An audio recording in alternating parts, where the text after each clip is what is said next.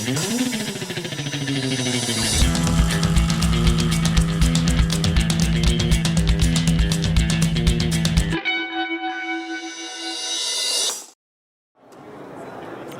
to TechWire, a conversation about government, politics, and technology. I'm Christina Gagnier, and today I'm joined by Scott Christman, the State CIO for the California Office of Statewide Health Planning and Development. Scott, thank you for joining me today. I appreciate being here, thanks. So I know as part of your role, you're principally in charge of the Open Data Portal. Can you talk a little bit about that project? Yeah, absolutely, happy to. So as one department of 12 in the Health and Human Services Agency, we've kind of taken the lead role in rolling out this particular initiative across all the departments. So it's an exciting initiative in the fact that we're approaching it as an agency, not as 12 individual departments pursuing a particular technology project. So we basically piloted this with the Department of Public Health starting a year ago. It's been a year since we've initiated this. We followed on with my department, Office of Statewide Health Planning and Development, and then we've been working through each of the departments in sort of an onboarding process to establish their own internal governance and process for identifying, prioritizing, and ultimately publishing open data sets to the portal.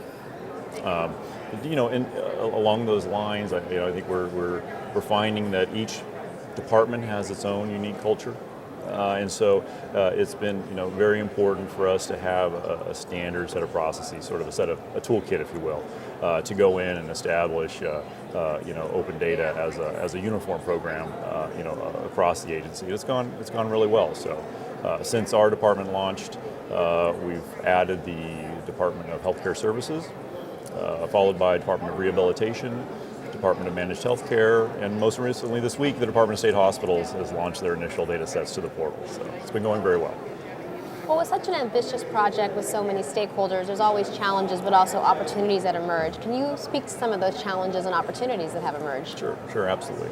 I think probably the greatest challenge simply has been working individually with each department. Again, it has a kind of unique culture to establish a standard set of processes and such. So it's been a good challenge, and I think it actually has opened a new dialogue around data and the data that we manage in each of our departments. We collect data as we administer programs, but those data have a tremendous value beyond the uses within our government services.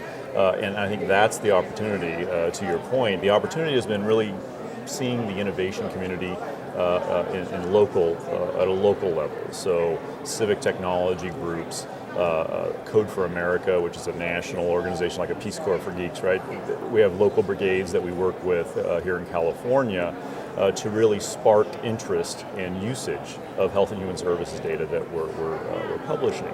So I think that in itself has been a tremendous value that was likely unanticipated when we embarked in the process over a year ago.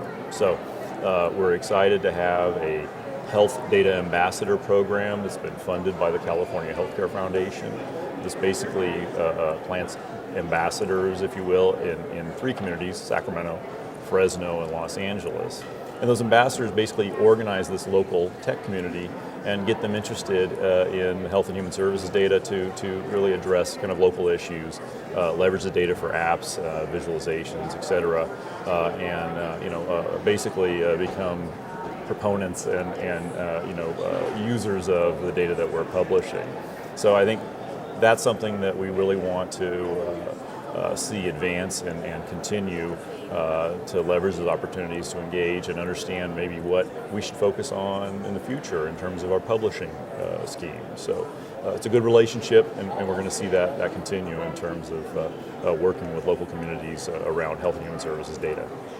I mean, whenever you open up data sets, open government and transparency also always leads to really interesting, technology development. And you spoke to the app community, particularly, the brigades that are involved with Code for America, and there's other developers who are really interested in building unique tools. What is your hope that the development community will do with this data? That's a great question. I think, at a simple level, our hope is that they make good use of the data, to address, local needs. I think specifically, we've engaged in a couple of efforts. In June, we organized in each of these ambassador communities codeathons, developer challenges around health and human services data specifically, so to really encourage its use and see some innovation. So we had a couple of great applications that came out of that. We had a nice WIC resources app that's really customer friendly, in terms of making government services more useful. I think that in itself is probably the greatest value, is that if these data can be leveraged by the tech community locally to make government services more friendly, more useful, more accessible, that would be a success in itself. And again, Code for America has been a tremendous example, a great partner at the local level in sort of setting that as a primary agenda item. Now, I know that you have a very innovative approach, and you are working very hard to make sure that your department is really a part of this growing innovation economy here in Sacramento and statewide. What's next on your agenda? On my agenda, for the department, really at a practical level, we want to get more data on the portal. I think part of the process is once the initial learning and process and publishing process can be established, then we look for opportunities to perhaps modify the way that we have traditionally published. And I'll give you an example. We publish a lot of Excel spreadsheets, right? And we have a lot of users that use those and appreciate that. But we need to be able to move to these open formats that the portal allows us to deliver, open API, machine readable, et cetera, to expand the benefits. So on my personal agenda, I'd like to see more of our own inventory of data be available through the portal, so that we can sort of lessen some of the use of PDFs and things like that, which are fine for document purposes, but in terms of data, we don't want it to be restrained based on format. So it's really a matter of shifting our processes fully to embrace kind of the open data publishing regimen and really benefit from kind of some of the efficiencies by, let's say, leaving behind maybe past manual processes that we've used in the past. Well, Scott, thank you so much for sharing about the Open Data Portal, and it just presents such an opportunity for the developer community and the tech community to bridge together with your team and make interesting things happen. No, I appreciate your time. Thank you so much.